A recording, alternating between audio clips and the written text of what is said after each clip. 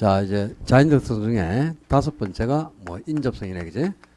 자주 시험에 나오거나 그렇지는 않아요. 인접성은 뭐 거의 지문으로 한 개 정도 등장하고 하는데, 토지는 물리적인 관점에서 볼 때는 모든 토지가 주위 토지와 접해 있고 연결되어 있습니다. 그러니까 다 이제 1번지 옆에 2번지 있고 뭐 70번지 옆에는 69번지하고 71번지가 다 연결되어 있지 않습니까? 그지?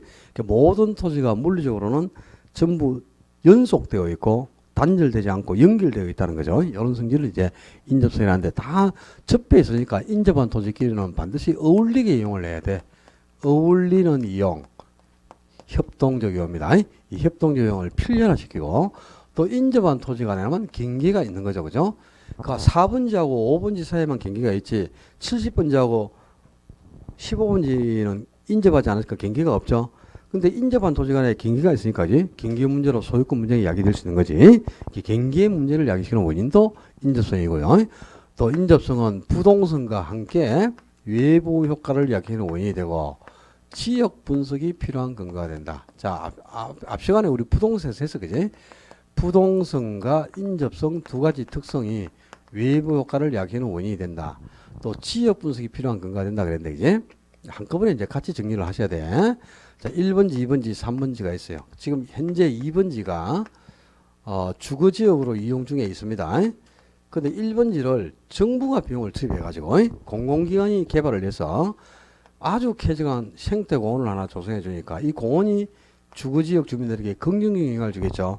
그래서 이 2번지에 있는 주거지역 주민들이 엄청나게 큰 이익을 봅니다. 이 공원이 의도하자는 이익을 주고 있는 게 정의 외부 효과죠. 그러면 주거지하고 인접한 또 3번지 지역에는 그지 어울리지 않는 신발 공장이 하나 딱 입지를 해버렸어. 그러니까 이 공장이 주거지역에 나쁜 영향을 미치죠. 그래서 주거지역 주민들이 엄청난 손실을 줘야 되는 거다. 그지? 이 공장이 지역 주민들에게 의도하지 않은 손실을 미치는 것이 부의 외부 효과죠. 이렇게 좋은 영향을 주고 나쁜 영향을 미쳐서 이익이나 손실을 미치는 행위를 통틀어 외부 효과 이렇게 표현한 거다. 이제 근데 이 외부 효과를 야기하는 원인이 두 가지 특성인데, 자, 1번지나 3번지에 이런 시설을 입지할 때 2번지를 이동시킬 수 있다면 나쁜 영향을 받을 필요가 없죠. 이동되지 않으니까 이런 영향을 받겠지, 그지? 첫째는 부동성 때문이고, 또 1, 2, 3번지가 인접해 있는 겁니다. 인접성 때문에, 그지? 그래서 이런 영향을 다 받아서 가치가 행사될 수밖에 없는 거라. 그래서 외부 효과를 야기하는 원인은 두 가지 특성 때문이고, 또 지금 이 부동산을 평가하고자 한다고 가정해봐요. 그러면 이 대상 부동산이 지금 요 지역에 속해 있지. 그러니까 이 지역에 영향을 받아서 가격이 형성될 수밖에 없겠지. 그래서 이 대상 부동산을 평가하려면 먼저 이 대상 부동산의 개별적인 가격 형성을 분석하기 전에 먼저 이 지역의 가격 형성률을 분석하잖아요. 그러니까 지역 분석을 먼저 하고 개별 분석을 뒤에 한다 그랬죠. 이 지역의 가격 형성률을 분석하는 작업이 지역 분석. 그게 끝나면 이제 대상 부동산의 개별적인 가격 형성률을 분석하는 작업이 개별 분석 아닙니까? 그지? 개별 분석이 필요한 거는 개별적으로 가격이 형성되기 때문에 개별성 때문이에요. 지역 분석이 필요한 이유가 뭐냐? 요 지역에 속해서 외부적인 영향을 받아서 가격이 형성되기 때문에 이 지역의 가격 형성을 분석하는데 이 외부 효과를 야기하는 원인이 부동산하고 인접성 두 가지 특성 아닙니까? 그럼 당연히 이 지역의 가격 형성률을 분석하는 지역 분석이 필요한 건가도 부동산과 인접성 두 가지다. 그런 뜻이에요. 그 다음에 외부 효과는 정의 외부 효과든 부의 효과든 둘 다 심각한 힘배수 문제를 야기시킬 수밖에 없어요. 그러니까 1번지를 정부가 비용을 투입해서 개발을 하니까 인접한 2번지 주민들만 이익이 있는 거지 130번지 있는 주민 이익이 없습니다. 그럼 이걸 이제 형평을 유지하기 위해서는 정부의 개발로 인해 인근 지역 소유자가 획득한 이익을 환수해야 되는 거지, 그지? 바로 정의 외부 효과를 대체하는 수단이 개발이익 환수 제도입니다. 부의 외부효과에 대해서도 이걸 그냥 두면 형평을 유지할 수가 없는 거죠. 그래서 이제 이 주거지역하고 인접한 지역에 이런 어울리지 않는 시설을 입지하면 안 되니까 이 지역 전체를 주거 전용 지역으로 용도 지역을 변경해 버리는 거다. 그럼 주거 전용 지역에 공장이 계속 입지하고 있을 수는 없겠지. 공장이 이제 타 지역으로 이전합니다. 그러면 부의 효과를 제거하고 주민들을 보호할 수 있는 거다. 이게 부의 외부 효과, 정의 외부 효과가 아니라 부의 효과를 제거할 목적으로 지역을 용도를 바꿔주는 거다. 이제 용도 지역을 변경해 주는 정책이 지역지구제였지. 들어봤지? 자, 이 지역지구제나 개발이익 환수제도는 외부 효과에서 발생된 정책이죠. 그럼 외부 효과를 야기시키는 원인이 부동산과 인접성 두 가지였지. 그럼 지역 분석이 필요한 건거도 지역 분석이 외부 효과 때문에 외부적인 영향을 받아서 가격이 형성돼서 지역의 가격 형성을 분석하는 작업이 필요한 거야. 지역 분석이 필요한 건거도 부동산과 인접성이 되겠죠. 또 개발이익 환수제도 외부 효과에서 발생된 정책이니까 개발이익 환수제도의 근거도 부동산과 인접성이겠지. 지역지구제의 근거도 부동산과 인접성이 되겠죠. 그죠? 한꺼번에 같이 싸그리 정리하다 이 말이야. 자, 외부 효과를 약해주는 원인, 또 지역 분석이 필요한 근거, 개발이익 환수제도의 근거, 지역지구제의 근거 모두 부동산과 인접성 이렇게 한꺼번에 딱 정리해두면 되겠네요. 지금까지 이제 토지의 자연적 특성을 대표하는 성격들을 알아봤어요. 그러면 토지의 특성은 자연적 특성만 있는 게 아니고 또 인문적 특성도 있습니다. 그러니까 인간이 토지를 이용해 가면서 후천적으로 토지에 만들어지고 인위적으로 토지에 부여하는 성질, 그래서 변화가 가능한 성격, 그런 성질이 인문적 특성이잖아요. 그죠? 상당히 많이 있어. 인문적 특성도 용도의 다양성, 병합분할 가능성, 또 뭐 위치의 가변성, 국토성, 지역성, 투자의 고정성, 내구성, 투자의 고정성, 또 고가성, 뭐 여러 가지가 있는데요. 인문적성은 시험에 잘 다루지 않아요. 간혹 가다가 지문으로 한 개 나와요. 인문적성 자체를 시험에 낼 때는 토지의 특성에서는 뭐 4, 5년에 한 번 지문에 한 개 정도 등장합니다. 근데 이제 시험에는 토지의 특성에서는 잘 안 나오는데 우리 교재의 모든 부분에 영향을 주고 있는 아주 중추적인 특성이 또 한 개 있습니다. 그거 정도는 기억을 해야 돼. 인문적 중에 가장 대표적인 게 바로 용도의 다양성입니다. 그러니까 나머지 특성들은요, 그냥 제목들이나 기억해 두면 돼. 직접적으로 시험하고는 관계가 없어요. 그러니까 병합분할 가능성이나 위치의 가변성 이런 것은 인문적 특성 중에 하나다. 그 정도 알아두면 되지.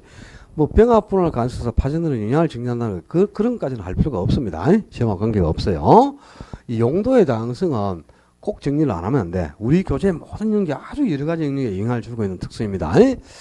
토지는 용도가 다양하게 이용 가능한 성질이 있다. 그러니까 한 개의 토지가 여러 가지 용도로 이용 가능하다. 그래서 다용도성, 또 용도가 변화 가능한 성질이다. 그래서 변용성이라고 합니다. 용도의 다양성은 요 한 개의 토지가 있어요. 그럼 요 토지는 농지로 이용될 수도 있고요. 주택을 지어서 주거지로도 이용을 할 수 있고, 공장을 건축해서 공업지로도, 또 뭐 상가를 건축해서 상업지로도 이용할 수 있고, 공원으로 이용될 수도 있고, 주차장으로도 이용될 수 있고, 뭐 묘지로도 이용될 수 있고, 이렇게 하나의 토지가 여러 용도로 이용이 가능하단 말이야. 이런 성질이 이제 용도의 다양성인데요.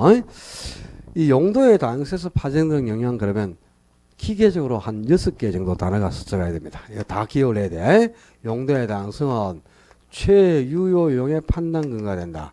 또 용도의 다양성은 토지의 창조적 이용을 가능하게 하고, 창조적 이용이 이루어지면 그 양만큼 경제적 공급이 증가하게 됩니다. 그래서 창조적 이용을 통해 경제적 공급을 가능하게 한다. 또 적지론의 근거가 된다. 그리고 가격 다원설의 근거가 된다. 그리고 비가역성을 야기시키는 원인이 된다. 아주 그 독특한 용어들이 많이 나와요. 자, 최유용은 가장 유효하게 토지를 이용하는 거죠. 그죠?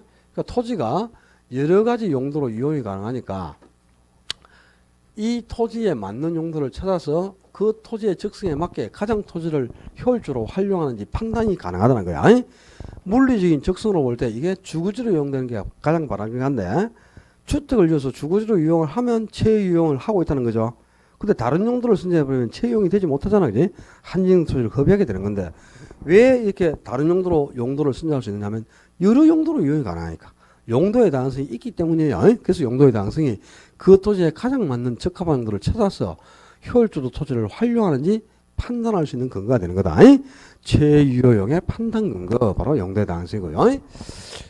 아까 우리가 주택을 짓기 위해서 주거지가 한 400제곱미터가 필요하단 말이야. 근데 없는 주거지를 생산해서 400제곱미터를 만들어낼 수는 없죠. 토지는 생산이 불가능하다. 어떤 특성? 부정성으로. 그죠? 근데 일시적으로 이제 농지를 주거지로 용도를 전환해서 400제곱미터만큼 주거지로 용도를 바꾸면 주택을 지어낼 수 있죠. 그렇게 해서 토지가 공급되는 경우는 있었지. 이렇게 용도를 다른 용도로 변경해서 토지를 이용하는 게 창조적 이용. 아니? 번역을 하면 용도가 전환되는 이용, 이렇게 표현할 수 있어요. 아니? 용도를 다른 용도로 전환해 가면서 이용하는 게 창조적 이용인데, 그게 가능한 것도 여러 용도로 이용이 가능하기 때문 아닙니까? 그리고 또 창조적 이용을 통해서 농지를 주거지로 용도를 바꾸면 없던 주거지가 그만큼 공급이 됐죠. 그건 용도 전환을 통해서 토지가 공급된 거잖아. 생산을 통해서가 아니고, 그죠? 또 우리가 바다를 메워가지고 공유수면을 내려가면 토지가 그만큼 조성이 되죠. 그거는 일시적으로 이용을 전환한 거잖아요. 바다를 토지로. 이렇게 이용 전환이나 용도 전환을 통해서 토지의 양이 증가되는 경우는 있고, 그렇게 토지의 양이 증가되는 걸 뭐라 했지? 경제적 공급이라고 했다고. 아까 했잖아. 부정쓰겠어. 그러니까 경제적 공급도 가능한데 왜 이 경제적 공급이 가능해? 이 토지가 농지로만 이용될 수 있는 게 아니란 말이야. 농지로, 주거지로, 공업지로 여러 용도로 이용이 가능하니까 용도를 이렇게 변경해 가면서, 그죠? 경제적 측면이나 용도적 측면에서는 양이 증가되기도 하는 거죠. 창조적 이용이나 경제적 공급을 다 가능하게 하는 특성이 용도의 다양성입니다. 또 앞 시간에 부동산에서 입지 선정은 위치를 선정하는 입지론이 있고 또 적합한 용도를 선정하는 적지론이 있다 그랬잖아요. 그죠? 입지론하고 입지 선정은 같은 거야. 그러니까 입지 선정이나 입지론의 근거는 부동산이다 그랬고 적합한 용도를 선정하는 적지론의 근거는 용도의 다양성이다. 이걸 구분해 줬죠. 용도의 다양성이 적지론의 근거가 된다. 나왔었다. 그 다음에 이 토지가 여러 용도로 이용이 가능하니까, 그지? 자, 처음에 이 토지를 농지로 한번 이용을 해봤어. 그랬더니 평당 가격이 5만 원 간 거예요. 그 농지로 이용을 하다가 한 30년 농지로 이용하고 이걸 개간해가지고, 그죠? 여기다가 이제 주택을 지어서 주거지로 이용을 했어. 그랬더니 가격이 300만 원까지 상승하더라고. 그리고 또 주거지로 이용을 하다가 한 50년 주거지로 이용하다가 주택 철거하고요. 똑같은 위치를 주차장 용도로 한번 이용을 해봤어. 그러니까 가격이 평당 60만 원까지 간 거야. 이렇게 한 개의 토지가 여러 가지 용도로 이용이 가능하죠. 그러니까 하나의 토지에서도 여러 개의 가격이 동시에 성립할 수 있다 이 말이다. 동일 토지에 여러 개의 가격이 성립한다. 바로 가격 다원설의 근거도 용도의 다양성이에요. 그런데 또 용도의 다양성은 비가역성을 야기시키는 원인이 되는데 이 비가역성 어디서 들어봤나? 들어본 적 있어요? 들어본 적도 없다. 아니면 한 번은 들어본 것 같다. 한 번 들어본 것 같아요. 어디 나오대? 공법에서. 일단 개론 시간에 들었죠.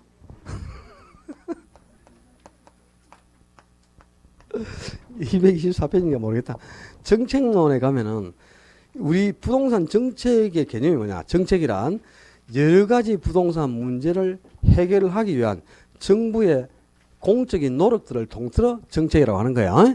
여러 가지 문제를 해결하기 위한 정부의 노력들, 이걸 통틀어 정책이라고 하는데 그 여러 가지 문제를 알려면 부동산 문제가 어떤 특성이 있는가를 알아야 되는 거야. 그래서 이제 부동산 문제의 특징, 거기에 뭐 악화 성향, 비가역성, 복합성, 지속성, 해결 수단의 다양성 이런 게 있어요.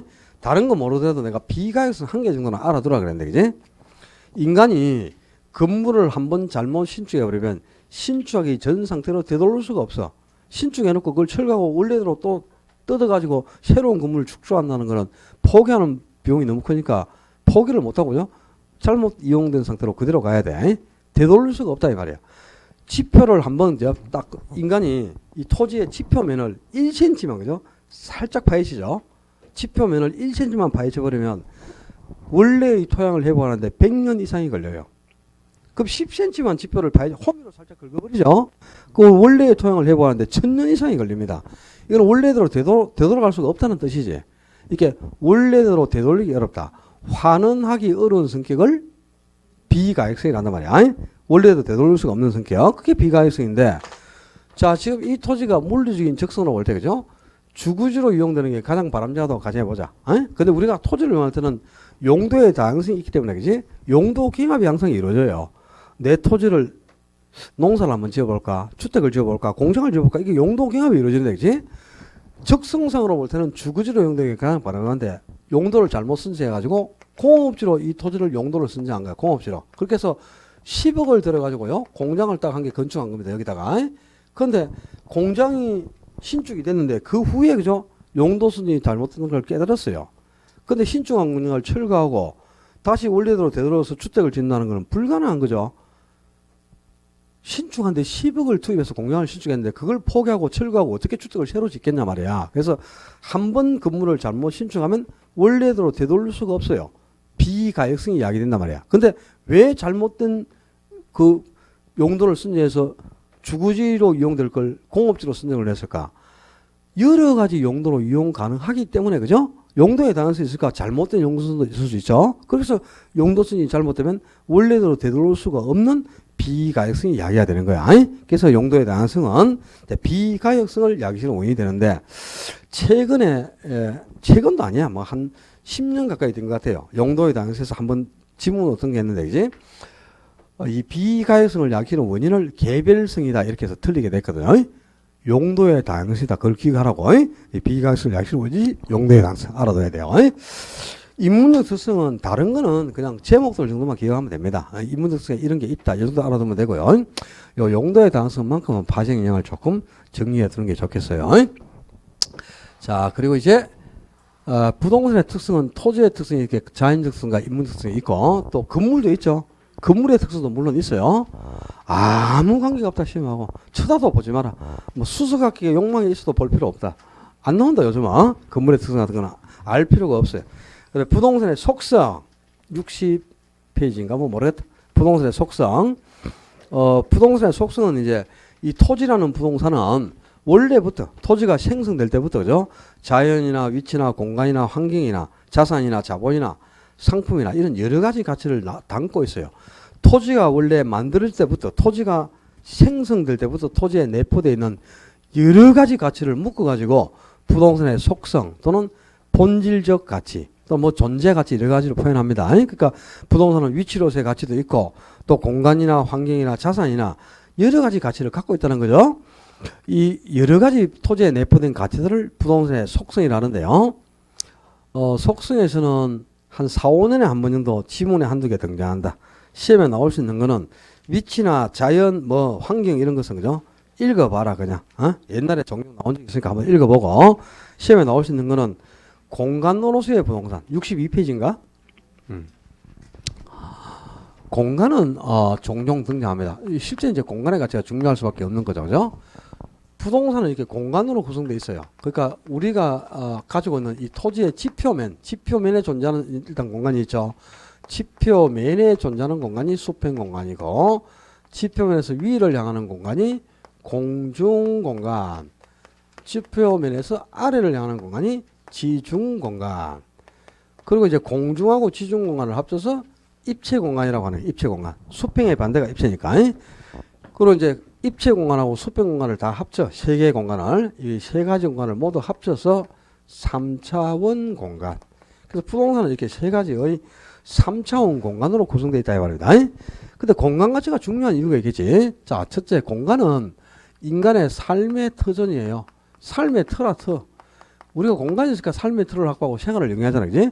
그러니까 공간은 삶의 터지니까 소변해서는 안 된다. 그래서 공간으로서 부동산은 영속성하고 가장 밀접한 관계를 가지게 됩니다. 공간이 소멸하면 삶의 틀을 상실하는 거예요. 그래서 공간은 소멸해서는 안 된다. 그래서 공간으로서 부동산 그러면 영속성과 가장 밀접한 관계를 가지고 또 뭐 자연으로서의 부동산 그러면 부정성과 가장 밀접한 관계를 가집니다. 자연 상태 그대로 생성된 토지는 인간이 생산할 수가 없고 원래 만들어서 우리에게 주어진 거란 말이야. 그래서 부동산은 자연이고 자연물이기 때문에 자연 상태로 만들어서 주어진 물건 자연물이라 그래서 우리가 자연이다 이렇게 표현하거든. 그래서 자연으로의 부동산은 부정성하고 또 뭐 위치로서의 부동산 그러면 부동성 위치로 이동되지 않으니까 위치로서의 부동산은 부동성과 이런 뭐 밀접한 연관을 가지게 되는데 일단 공간으로서의 부동산은 영속성과 가장 밀접한 관련을 갖는다. 요거 한 개 알아두자.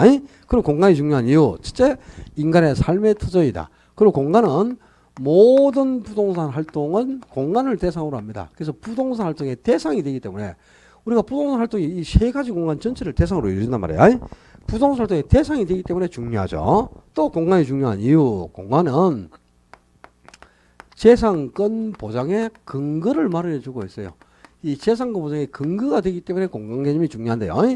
우리 민법 212조에서는 토지 소유권의 효력을 입체적으로 규정해 놓고 있습니다. 민법 212조에서는 토지 소유권의 개념을 입체적으로 규정해 놨단 말이야. 즉, 이 토지에 대한 소유권의 효력은 지표면만 미치는 게 아니고 토지 소유권의 효력은 정당한 이익이 있는 범위 내에서 토지의 상, 하에 미친다 이렇게 규정되단 말이야. 그러니까 토지 소유권의 효력이 지표면에만 미치는 게 아니고 어느 정도 정당한 이익 있는 범위에서는 공중공간이나 지중공간을 해서 연장이 된다 이 말입니다. 그러니까 공간에서 지금 소유권의 효력이 명시되어 있지 않습니까? 그래서 민법 212조가 토지 소유권의 효력을 입체적으로 공중공간, 지중공간까지 어느 정도 연장이 된다 했으니까 입체적으로 소유권의 효력을 규제해 놓고 있는 거죠. 그럼 만약에 이 논한 범위가 정당한 이익이 된 범위면 요 범위에서는 그죠? 토지 소유자에게 재산권을 보장해주고 국가가 공익사업을 하더라도 손실 보상을 해 주어야 한다 이 말이잖아요. 바로 이 재산권 보장의 근거가 공간에서 명시되고 있는 겁니다. 그래서 공간 가치는 중요할 수밖에 없고 또 수평공간은 양이 한정돼 있으니까 더 이상 수평적으로 토지를 이용해 갈 수가 없어. 그래서 앞으로 토지를 이용할 때는 공중이나 지중공간을 활용하는 쪽으로 공간을 활용해 가야 되잖아요. 그지? 그래서 공간 가치가 중요한데 지금 민법에서 토지 소유권의 효력이 정당한 이익이 있는 범위에서는 토지의 상하에 미친다 그랬으니까 이 소유권이 어느 정도 공중공간이나 지중공간을 해서 연장이 된다는 거죠. 그죠? 지표면으로부터 소유권의 효력이 연장됐잖아 지금. 응? 요 노란 범위까지는 그지? 근데 소유권은 공간 안에서 연장이 되지만 또 무한대로 소유권은 정당한 이익이 있는 범위 내에서 상하에 미치니까 소유권은 공간 안에서 무한대로 연장되는 개념이다. 그러면 그 길로 바로 그냥 내년에 만납니다. 소유권이 공간 안에서 무한대로 연장되면 토지만 가지고 있으면 모든 토지 소유자는 공간에 대해서 전적으로 자기 공간을 다 사용할 수 있다는 뜻이죠. 모든 공간을 그지? 무한대로 연장이 되면 말이 안 되겠지. 정당한 이익이 있는 범위 내에서만 미친다 그랬단 말이에요. 그러니까 소유권은 무한대로 공간에서 연장되지는 않고 정당한 이익이 있는 범위까지만 미칩니다. 그런데 요 범위까지 미치면 토지소유자는 수평공간인 지표면을 사용할 수 있는 권리도 있을 뿐만 아니라 공중공간의 일부나 지중공간의 일부를 사용 수익할 수 있는 권한을 가지게 되잖아. 그죠? 이 수평공간의 이 토지 위에 존재하는 수평공간인 지표를 포괄적으로 이용할 수 있는 권리가 지표권이에요. 지표권. 이 지표권에 내 토지의 지표 위에 농작물을 경작할 수 있는 경작권이라든가 또 건물을 건축할 수 있는 건축권이라든가 내 토지 위에 흘러가는 물을 이용할 수 있는 권리 이런 게 전부 지표권에 포함이 되는 거예요. 그래서 내 땅 위로 물이 흘러가면 끌어다가 썼잖아요. 그죠? 물을 이용할 수 있는 권리도 지표권에 포함이 되죠. 그래서 이제 물에 관한 권리를 알고 가야 된다. 자, 물에 관한 권리는 유역주의와 선용주의가 있습니다. 유역주의는 누구든지 물을 골고루 사용하자는 것. 그러니까 우리나라처럼요. 물이 아주 흔한 나라가 있죠. 우리나라나 일본은 물이 풍부하잖아. 그지? 물이 흔한 서변 지역은 누구나 물을 골고루 이용해야 됩니다. 이게 유역주의라.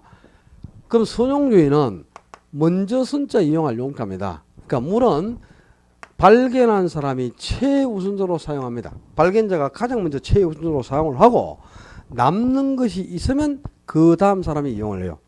남는 게 없다 다음 사람부터는 물 이용을 못합니다. 그러니까 선착순에 입각해서 발견자가 최우선적으로 물을 이용하는 거죠. 이게 이제 선용주의인데 물이 귀한 건조지역에서는 그죠 필연적으로 선용주의를 취할 수밖에 없어요. 그래서 우리나라는 이제 물이 풍부하니까 물은 누구나 골고루 이용해야죠. 우리나라의 물에 관한 주의가 유역주의다 이 말입니다. 유역주의하고 선용주의 중에서는 뭐가 더 바람직한지도 그런 소리 하면 큰일 나요. 무슨 소리 하는데 왜 유역주의가 바람직한데? 물이 풍부한 데서는 유역주의가 바람직하지. 물이 귀한 나라 가서 유역주의를 취해봐요. 다 한 명도 못 살아요. 그리고 또 물이 풍부한 나라에서 선착순에 입각해서 물 쓰라. 말이 안 되는 거지. 물 남아도 오는데 뭘 그렇게 합니까? 그러니까 시대나 장소에 따라 다른 거야. 다만 우리나라의 물에 관한 주의가 유역주의일 뿐이지 유역주의가 꼭 좋다 그건 아닙니다. 건조지역은 선용주의가 훨씬 바람직한 제도예요. 오케이? 다만 이제 우리나라는 물이 풍부하니까 우리나라는 유역주의를 취하고 있다. 그 정도는 기억을 해두는 게 좋아요. 그 다음에 이 지중공간의 일정 범위를 이제 포괄적으로 사용 수용할 수 있는 권한이 있죠. 또 이게 이제 지하권입니다. 근데 지하권이 있다고 해서 모든 지하에 있는 공간을 다 소유할 수는 없죠. 소유권은 정당한 이익이 있는 범위 내에서만 미친다 그랬잖아요. 그지? 그러니까 소유권이 미치는 범위, 이 소유권이 미치는 범위가 사적 지하권, 소유권이 미치지 않는 범위가 공적 지하권이에요. 이 소유권이 미치는 사적 지하권에 지하수라든가 지하수 또 흙모래 자갈과 같은 안반 바위 이런 것은 다 소유권이 미쳐. 그러니까 지하수 내 땅 밑에 매장된 물이라든가 흙모래 자가는 내 거다 이 말이야. 소유권이 미친단 말이야. 그러니까 국가로부터 허가받지 않고 마음대로 우물 파서 물 길어먹고 했잖아. 그죠? 소유권이 미치고 내 물건이니까 그런 거야. 그런데 아무리 내 땅 밑에 매장된 물건이라도요. 아직 캐내지 않은 미채굴된 강물이 매장됐다. 뭐 예를 들면 석유라든가 석탄 같은 강물 자원이 매장됐잖아요. 이거는 내 게 아니야. 아무리 내 땅 밑에 있어도. 그러니까 국가 소유로 가정해버리니까 개인의 소유권이 미치지 않는다 이 말입니다. 자, 지하수나 안반에 대해서는 소유권이 미치나 광물에 대해서는 소유권이 미치지 않는다. 아무 데서나 미치고 안 미치고 그만 안 돼요. 잘 미쳐야 돼요. 아무 데나 미치지 말고. 광물에 대해서는 소유권이 아주 중요합니다. 미채굴된 광물에 대해서는 소유권이 미치지 않는다. 잊어버리면 안 돼. 그 다음에 지금 이 범위가 소유권이 인정되는 가장 깊은 깊이다. 그지? 요 범위를 벗어나는 데까지는 손실보상을 해줄 필요는 없죠. 소유권은 무한대까지 연장되는 게 아니니까. 이 손실보상의 대상이 되는 가장 깊은 깊이가 있어요. 이걸 한계심도라고 한단 말이에요. 한계심도. 그래서 한계심도 이내에서는 아무리 국가가 공익사업을 하더라도 토지소유에게 손실을 보상해 줘야 한다. 이 손실보상의 대상이 되는 가장 깊은 깊이가 한계심도고, 다만 한계심도를 벗어난 깊이까지 손실보상을 해줄 필요는 없다 이 말입니다. 소유권은 무한대로 인정되는 개념은 아니니까 한계심도를 벗어난 깊이까지 손실보상을 해줄 필요는 없다. 그 다음에 공중공간에 대해서도 일정 범위까지는 소유권이 미치죠. 그러니까 토지소유자는 이 공용간의 또 일정 범위를 포괄적으로 이용할 수 있는 권한이 있죠. 이 공용간의 일정 범위를 배타적으로 이용할 수 있는 권리를 공중권이라고 한단 말이에요. 근데 공중권이 있다고 해서 공중간을 전부 내 것으로 소유할 수는 없죠. 여기도 소유권이 인정되는 범위가 있고 소유권이 인정되지 않는 범위가 있겠죠. 이 공용간의 소유권이 인정되는 범위가 사적 공용권, 인정되지 않는 게 공적 공용권인데요. 사적 공용권에는 뭐 일조권이라든가 일조권이나 조망권 그리고 용적률 나중에 배울 거야. 저 개발론에 가서 개발권 양도 제도라는 게 있어. TDR. 이런 것은 이제 소유권이 미친단 말이야. 그러니까 우리가 토지를 가지고 있으면 토지의 용도가 지정되면서 용도 지역에 따라서 획일적으로 용적률이 딱 몇 프로 부여되죠. 그럼 용적률만큼 건물을 고층화시키는 것 아닙니까? 용적률만큼 건물을 고층 건물을 지을 수 있잖아요. 그지? 소유권이 미치기 때문이고, 우리 집 앞에 만약에 50층 건물 들어와요. 그럼 뭐래? 손실보상 해주라. 햇빛 가리고 전망 가리니까. 그지? 지금 저 포스코 건설 앞에 그 옆에 라온 2차 조성되고 있죠. 그죠? 포스코가 23층인가 그렇지. 라온이 48층짜리 돈단 말이야. 그지? 그러니까 그 앞에 가면 현수막 도배를 해놨잖아요. 그죠? 암흑천지 라온 건설 물러가라 건축가 취소하래 갖고 햇빛 다 가리고 전망 다 가리고 어두워서 못 살겠다 암흑천지 이라고 온데 현수막으로 도발을 해놨대. 그지? 손실보상을 받기 위해서 아닙니까? 이 일조권이나 조망권은 소유권이 미치기 때문에 그런 보상을 요구할 수 있는 권리가 생기는 거예요. 아무리 내가 토지를 가지고 있어도 내 땅 위로 비행기가 날아가고 있어. 통행료 내 할 수 없지. 또 옆 사람이 휴대폰 통화하고 있는데 야 전파 매체 내 땅 위로 흘러가니까 돈 내고 통화해 이럴 수가 없잖아요. 그러니까 전파의 발착에 이용되는 전파권, 또 비행기 항공도에 이용되는 항공권 이런 것은 국유로 간주하는 겁니다. 국가소유, 공적 공용권에 해당하는 거지 개인이 소유권을 주장할 수는 없어요. 일조권이나 조망권에 대해서는 소유권이 인정되나 항공권이나 전파권은 공적 공용권에 해당한다. 그 정도는 기억을 해야 돼. 그리고 이제 수평공간은 양이 한정돼 있으니까 앞으로는 이제 지중공간이나 공용공간처럼 이렇게 입체공간을 활용하는 쪽으로 부동산을 해가야 되니까 공간가치가 매우 중요할 수밖에 없는 겁니다. 그래서 공간에 대해서는 종종 이제 그지 어디까지 소유권이 미치느냐 이런 것들에 대해서 이제 시험에 종종 등장하니까 요 개념들을 좀 기억해 놓고 나머지 자연이라든가 위치나 그런 거는 여러분이 시간 내서 한번 읽어보고요. 자, 3장 66쪽 부동산 부동산 활동과 부동산 현상 자, 그 3장에 있는 내용은 이제 부동산의 연구 대상이 그죠? 여러 가지 우리 주변에 나타나는 부동산 현상이라든가 여러 가지 활동들이 연구 대상이 됩니다. 그래서 거기 언급되어 있는 건데 여기서 기억할 포인트는 뭐냐? 자, 부동산 활동은 여러 가지 성질이 있어요. 부동산 활동의 속성이 여러 가지가 있는데 부동산 활동의 속성 보면은 뒷장에 넘겨봐. 한 장을 넘겨보면 부동산 활동의 속성에서 제목이 한 8, 9개가 나올 거예요. 아니? 부동산 활동의 속성이. 그러니까 부동산 활동은 아까 자 모든 부동산 활동은 이론과 실무라는 두 가지 영역이 있다 그랬죠. 근데 이론은 과학성에 실무는 기술성에 기초를 두고 있다 그랬지.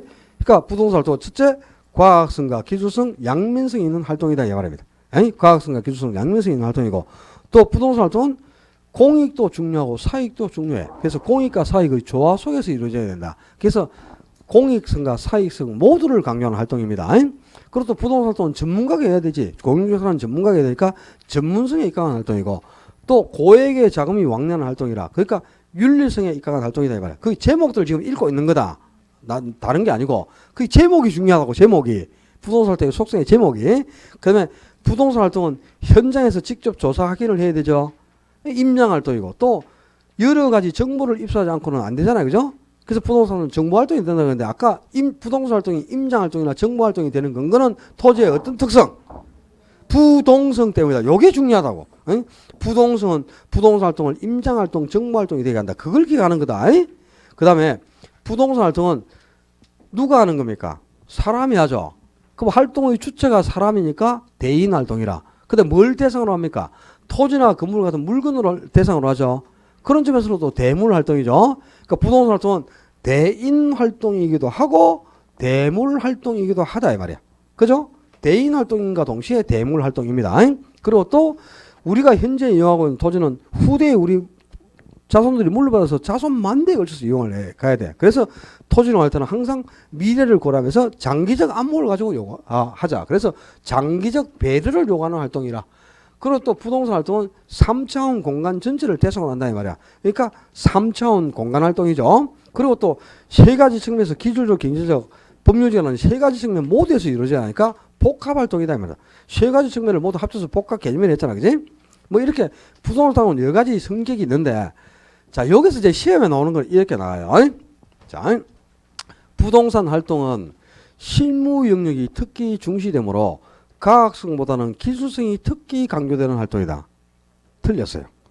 그러니까 이론 분야에서는 과학성이, 실무 영역에서는 기술성이 강조되잖아요.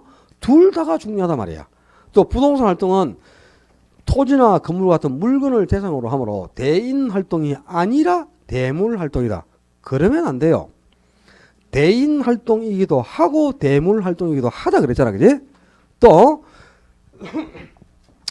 부동산 활동은 개인의 이익보다는 공공복리를 우선하여야 하므로 사익성보다는 공익성에 치중하여야 한다. 안 돼 그러면.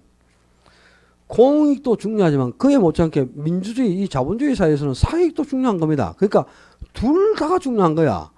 그러니까 사익보다 공익이 중심이다 그러거나 또 뭐 이게 아니라 저거다 그러면 안 돼요. 둘 다다 그래야 돼. 그러니까 과학성과 기술성 모두가 강조되는 활동이고 공익과 사익 모두가 중요한 활동이고 대인 활동이기도 하면서 대물 활동이기도 한 겁니다.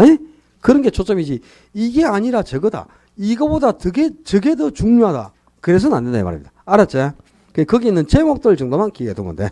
자, 오늘 1편 총론 부분에서 시험에 나올 수 있는 초점들은 다 점검해 갖고 이제 다음 주는 2편 이제 경제론 들어가거든요. 그럼 다음 주에는 이 경제론을 다 해결할 테니까 경제론은 수요 공급 이론하고 경기 변동 이론 두 개로 구성되어 있거든요. 근데 경기 변동 이론은 1, 2월에 제가 상세하게 설명을 들었다. 설명을 들으면서 내용이 똑같고 첨가될 내용이 없으니까 3, 4월에는 안 할 거라고 미리 얘기를 했어요. 들어본 적이 없죠. 나는 안 들어봤다 이러지 마라. 3월에 처음 오셔가지고 경기 변동이 책이 깨끗하신 분은 지금 깨끗해서 안 되잖아 이미. 듣고 나왔으면 앞에 1, 2월에 수업했던 걸 동상으로 들어서 책에 줄도 치고 다 보완을 하셔야 되는데 안 하셨잖아. 그죠? 빨리 하셔. 이번에 경기 변동은 다루지 않지만 다음 주에 오실 때 경기 변동까지 해갖고 거미주변론까지 예습을 해갖고 오셔야 돼. 알았죠? 2편 전체를 다 예습을 하시되 예습을 할 때는 어떻게 하면 돼요? 책을 읽으면서 책에 줄치고 필기한 거 있잖아요. 그걸 2번 반복해서 읽습니다. 2번 반복해서 처음부터 한번 읽고 2편을 그리고 다시 돌아가서 또 한 번 더 읽고 읽다가 보면은 분명히 내가 적어놨는데 그죠? 이게 또 나무 책에 남이 와서 낙서를 한 느낌이 딱 들고 이런 거 좀 감이 없는 게 있어요. 그런 거는 동영상을 한번 들어보면 좋지만 동영상을 듣는 건 시간이 많이 가기 때문에 그죠? 지금은 예습하는데 그다지 크게 오랜 시간을 할애할 시간이 없다. 예습 한 1시간 정도. 예습 1시간. 그 다음에 복습 20분. 예습을 하면 복습하는데 시간이 안 가요. 복습은 그날 배운 거 중요 포인트를 2번 읽고 한 번 쫙 적는 거야. 그냥 연습장에. 그리고 끝. 그 외에는 민법, 개론, 공법에 치중을 해가지고요. 부족한 과목을 보완하는 데 시간을 할애를 해야 돼. 알았죠? 예습 1시간, 복습 20분. 하루에 2시간 공부해야 돼.